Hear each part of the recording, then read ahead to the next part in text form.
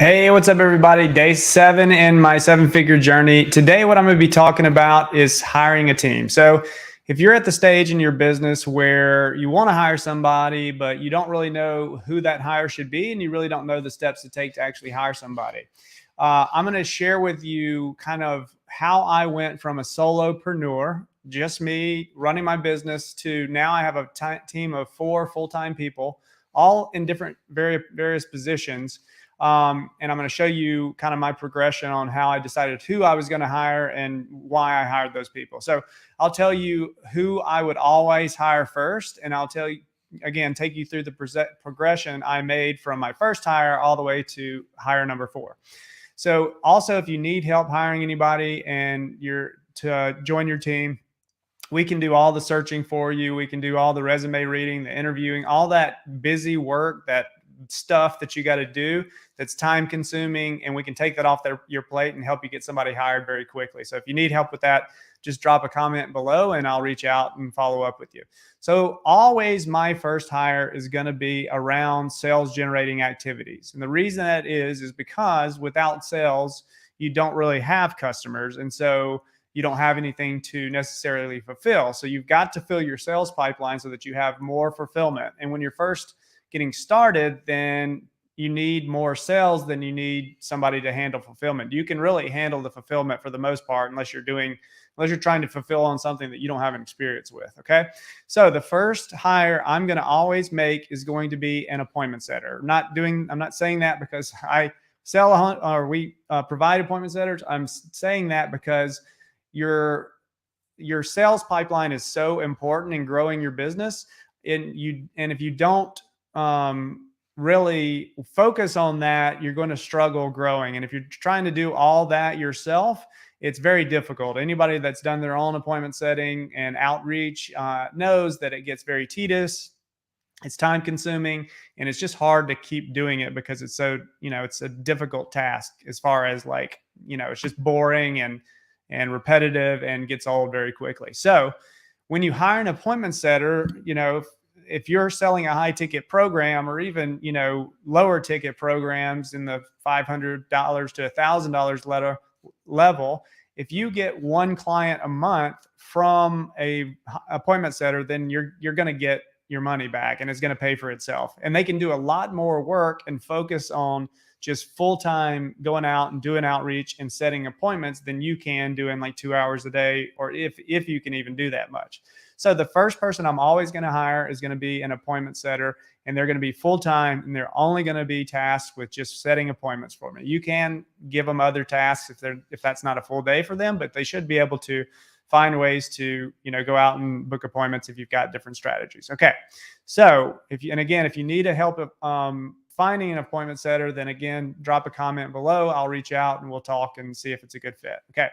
So the way I started my business was I hired an appointment setter. I went through a similar program as mine. And one of the reasons I started my virtual assistant business is because I went through that. It was a program.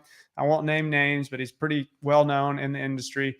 And the appointment setter I got is awesome. He's actually still with us today, but he was not trained. We had to do all the training and create all the SOPs, all that kind of stuff. And he told us that we were going to get a trained virtual assistant. So I didn't like that process. So I completely changed the way that we actually train people. We actually do a lot of training, which we'll talk about in just a second. But, and that brings up my next point. So my first one was a appointment setter. Okay. And we were running a virtual assistant business, and I was doing all the training. So we would do 3 days a week of training, and we were training them on a tool called FlowChat. So first day has a certain curriculum, second day is a different curriculum, third day is a different curriculum. So my appointment setter had gotten really good at the process. I had trained him on the process, and I was doing all the training. So the first thing that I wanted to do is get that off my plate. So I moved my appointment setter to being a trainer. Okay. And he could do both positions. But he was doing the training, and then we were growing pretty fast. I was getting a lot of clients. So I decided to bring on another trainer. And what I found was I could offer a better service. We could get our clients better results if I had people that were both coaching the virtual assistants and also managing the virtual assistants. So I moved my appointment setter to become a coach and manager of the people that they were training. And that helped me to improve my fulfillment. So we got better results. We were able to keep clients longer, make them happy. And so the next bottleneck that I found was, okay, now we're getting so many clients. We've got a lot of people in our training, some of them good, some of them bad. And I don't like placing, poor quality people with our clients. So I need high quality people to be in our program, and I need our trainers to be confident and managers to be confident in those people before I place them with somebody. So my bottleneck was I didn't have enough quality people coming into the program. So what I decided to do, and if you watched yesterday's training, whenever I see a bottleneck coming up in my business, I try to brainstorm solutions to that bottleneck. And then it's either comes in the way of automation or hiring another team member. In this case, it was to hire a full-time recruiter. And it's one of the best hires I've ever made, actually. So I hired a full-time recruiter. All she does is recruit all day long. She goes to these different websites. She places job descriptions, and then she goes out and she schedules the interview with all these people. And then if they get past her interview process, then they're interviewed by our trainers and coaches, and then they're actually put into our program where they can be placed with somebody. So that's kind of our process for vetting these people. So the recruiter was my third hire, and that was a great hire, really good hire. The next hire was, okay, so I had moved my virtual assistant or my appointment setter to become a coach and a trainer. So I had been doing all my own outreach for a while, and it started to really hurt me because I had gotten complacent because we were doing pretty good. And I can't put, as a business owner, I can't put the time in that's needed to go do my own outreach. And if I had to do this over again, I would have hired another appointment setter a lot sooner. But it was, I think, 2 or 3 months ago, I hired our fourth employee, which is another appointment setter. And since then, my appointments has gone through the roof. I don't know if you saw my story earlier, but today is an extremely busy day. I've actually only got 8 minutes left to finish up this live because I'm about to do my weekly coaching call. But so that was my fourth hire. And again, the sales pipeline is so important. You really should hire somebody, even if it's not somebody from me. You should really get somebody that's setting appointments for you, and they're just full time for that. If you're getting started and you really want to grow your business, because it's going to pay for itself, no doubt about it. Okay, so that's going to be the first hire.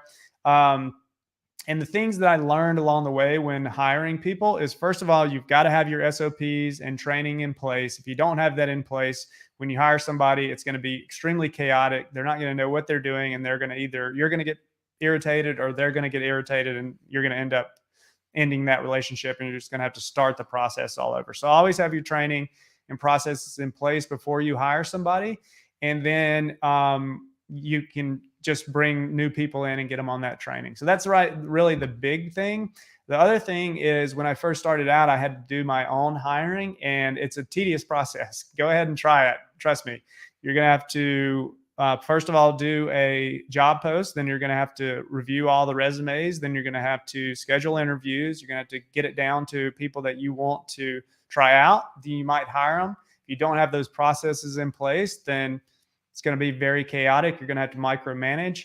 And then a lot of times they'll end up leaving you, and then you got to start the process all over again. So if you want to avoid all that, we can actually help you. We help businesses every day do all the searching, and we do all the interviewing. We do all the vetting for you. And then, we'll bring you a virtual assistant to see if you like them or not. And we do like a group interview session. Anyway, if you need help hiring people, if you're ready to hire a team member, but you've just been kind of stuck because you didn't know who to hire or how to hire them, then let us know. Drop a comment below and I'll reach out. And that is basically that's the content for today. Hope you guys liked it. Thanks, John. Appreciate that, man. I hope y'all enjoyed the content today. And I appreciate y'all following along on this journey. I hope you're liking the content. So We will see y'all tomorrow. And thank y'all for showing up. Bye.